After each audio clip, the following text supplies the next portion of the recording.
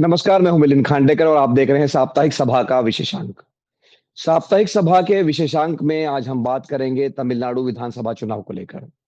तमिलनाडु में अगले साल मई में विधानसभा चुनाव होने का अनुमान है और इस चुनाव में किसका पलड़ा भारी है, इस पर बात करने के लिए मेरे साथ जुड़ रहे हैं पॉलिटिकल एनालिस्ट वोट वाइब के फाउंडर अमिताभ तिवारी।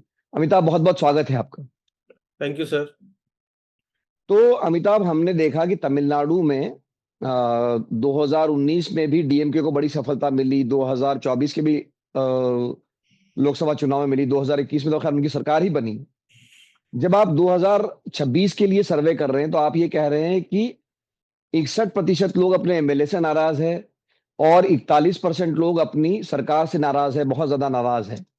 तो क्या डीएमके दोबारा चुनकर आ सकती है ऐसी स्थिति में? देखिए, तमिलनाडु का चुनाव अगर आप सर देखेंगे तो एक बहुत स्ट्रॉन्ग ट्रेंड था वहाँ पर 5-5 साल की सरकारों का। यानी हर 5 साल में सरकार वहाँ पर बदलती है और बदलती ऐसी है कि मतलब जो पार्टी 150 सीटों से जीत करके आती है, वो 20-30 सीटों पर रह जाती थी। 2021 में ये ट्रेंड टूटा जब जयललिता दोबारा जीत करके आईं अपने आप बोल सकते हैं वेलफेयर स्कीम्स की बदौलत। तो अब तमिलनाडु में सबसे बड़ा सवाल ये है कि क्या ये स्टेट जो 5 ईयर अल्टरनेट गवर्नमेंट का ट्रेंड फॉलो करता है, क्या अब ये 10 ईयर ट्रेंड फॉलो करेगा? करेक्ट, क्योंकि अब अगर डीएमके जीत जाएगी तो 10 साल तक पहले एआईएडीएमके और 10 साल फिर डीएमके का भी रूल यहाँ पर हो जाएगा। अब अगर कॉन्टेक्चुअली देखें तो Tamil Nadu is a game of alliances. अगर आप स्टैंड अलोन देखेंगे स्ट्रेंथ पार्टीज का, तो इस सदी में यानी 2000 का चुनाव से लेकर के 2021 के चुनाव तक एआईएडीएमके का स्टैंड अलोन बेसिस पर डीएमके से ज्यादा वोट शेयर रहा है। सिर्फ 2021 का चुनाव छोड़ करके, जब वो हारे हैं पहले तो भी उनका ज्यादा वोट शेयर रहा है। लेकिन पिछले कुछ चुनावों से, इनफैक्ट 3 चुनावों से डीएमके का जो अलायंस है वो स्ट्रांग है और सेटल्ड है, क्योंकि उसके पास कांग्रेस, लेफ्ट, वीसीके, एमडीएमके ऐसी पार्टीज हैं। तो अलायंस डीएमके का मजबूत है और स्टैंड अलोन स्ट्रेंथ या एडीएमके की है। अब एक कल्ट पॉलिटिक्स से बाहर निकला है ये प्रदेश, जहां पर पहले अब जो चुनाव या पिछले 5 साल से या उससे थोड़े कम पीरियड से इन दोनों लीडर्स के इर्द-गिर्द घूम रहा है, स्टालिन और ईपीएस के इर्द-गिर्द यहाँ की पॉलिटिक्स घूम रही है।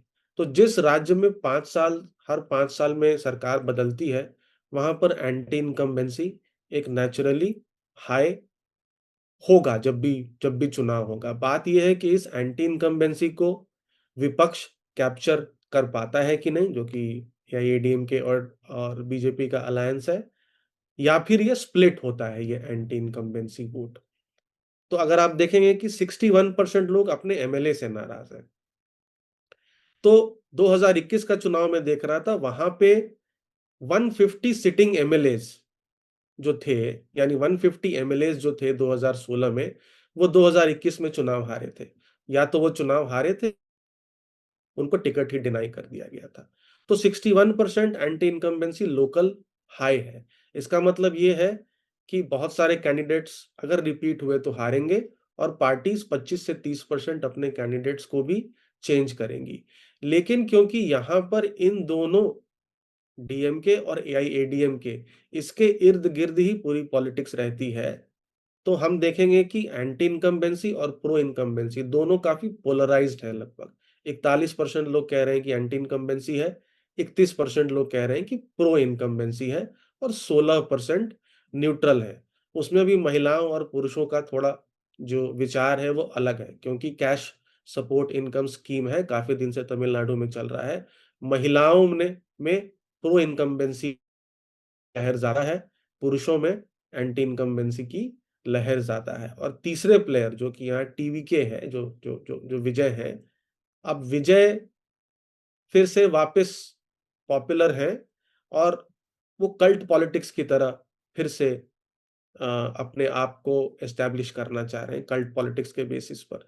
तो उनके आने से ये थ्री वे रेस हो गया है, जिसकी वजह से हम देखेंगे कि जब हम आगे के सवालों में पूछ रहे हैं, तो उसमें डीएमके ही आगे दिख रहा है। जी। क्योंकि जो विपक्ष का जो वोट है, वो 2 दलों में बीजेपी, एआईएडीएमके अलायंस और टीवीके विजय की पार्टी में स्प्लिट हो रहा है। ये तो अमिताभ, आपने जो बात कही कि आपने चूंकि वोटिंग इंटेंशन तो नहीं लिया है अपने सवालों में, लेकिन आपने पूछा कि किस पार्टी पर भरोसा ज्यादा है, हुँ। तो उसमें लोगों का कहना यह है कि वो उनको 37% लोगों को भरोसा है डीएमके प्लस, मतलब इंडिया गठबंधन जिसको हम बोलते हैं। 33% लोग एआईडीएमके मतलब एनडीए, क्योंकि चूंकि बीजेपी और एआईडीएमके का अलायंस हो गया है। और टीवी के जो फिल्म स्टार विजय की पार्टी है वो 12%।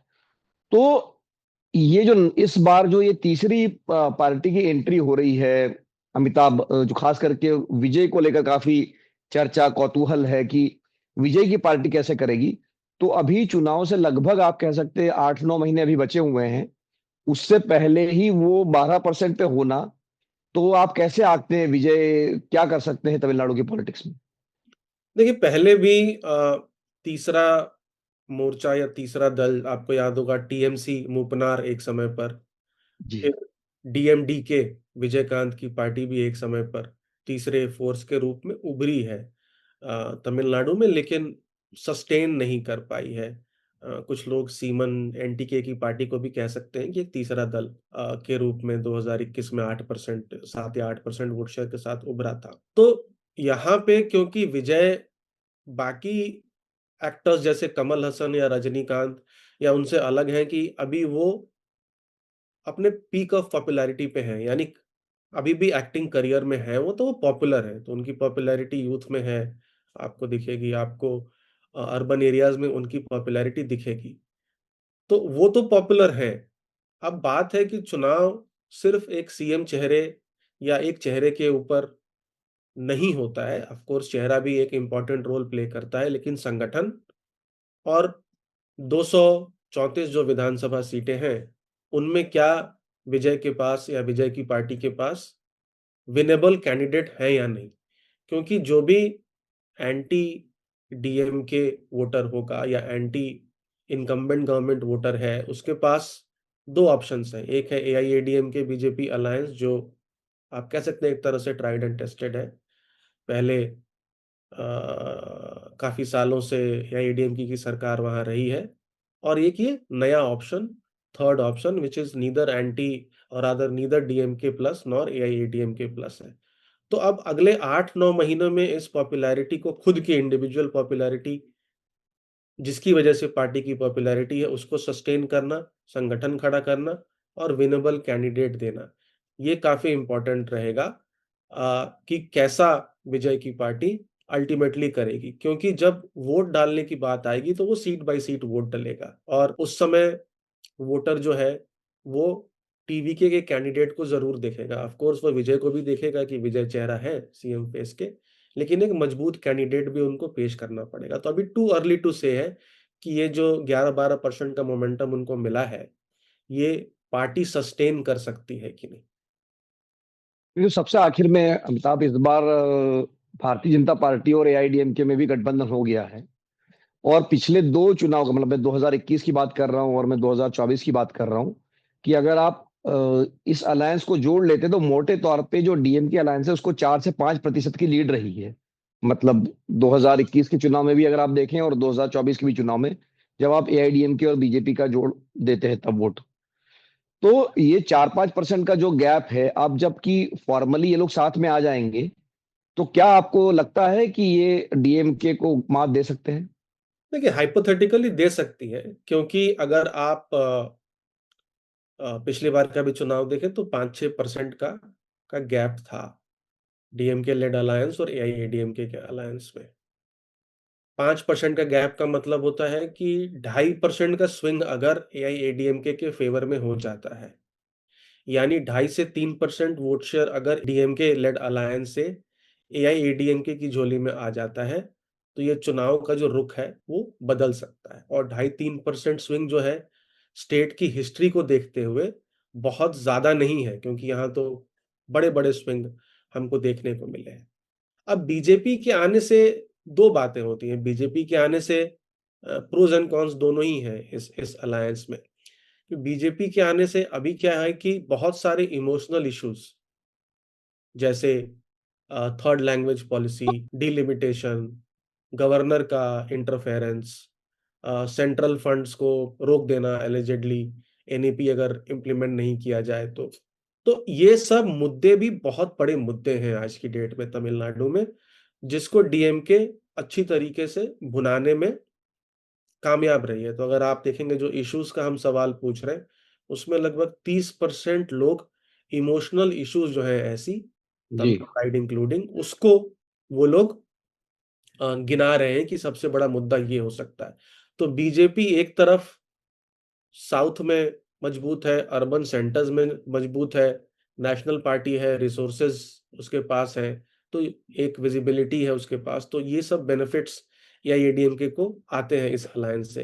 लेकिन दूसरी तरफ कहीं ना कहीं जो वोटर इमोशनल इशू पे वोट कर रहा है या इमोशनल इशू पे वोट कर सकता है, डिलिमिटेशन इत्यादि, उसकी वजह से ये भी है कि कहीं ना कहीं वो वोट पुल डाउन भी होता है।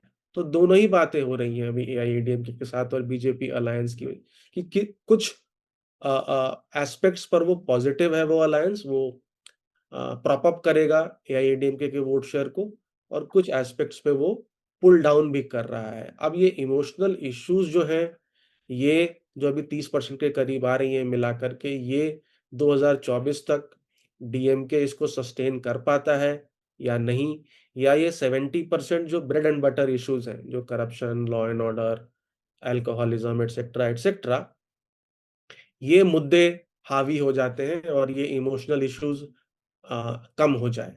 तो इस ये emotional issues versus bread and butter issues रहेगा, कहाँ बीजेपी प्रॉप अप करेगी, कहाँ उनको पुल डाउन करेगी, कैसे टीवी के या विजय की पॉपुलैरिटी वोट शेयर में कन्वर्ट होता है कि नहीं, और टीवी के किसको डैमेज करता है एसेंशियली, करेक्ट। अगर वो, क्योंकि एक अदर्स का भी बड़ा नंबर हमेशा तमिलनाडु में रहा है, 15 से 20% अदर्स का वोट शेयर रहता है।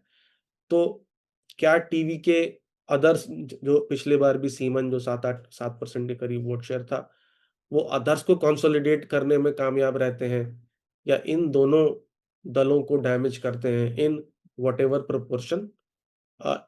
इन सब बेसिस पे अल्टीमेटली डिसाइड होगा कि ये चुनाव कौन जीतेगा। अभी भी 8-9 महीने हैं, इसलिए हमने इस सर्वे में लार्जली थीमेटिक क्वेश्चंस पूछे हैं, क्योंकि वोट शेयर, सीट शेयर सवाल जो है, वो अभी के लिए हमें लगता है कि काफ़ी अर्ली है तमिलनाडु जैसे राज्य में। हाँ, बिहार में अगर आप कर रहे हैं, तो शायद आप वो क्वेश्चंस पूछ सकते हैं।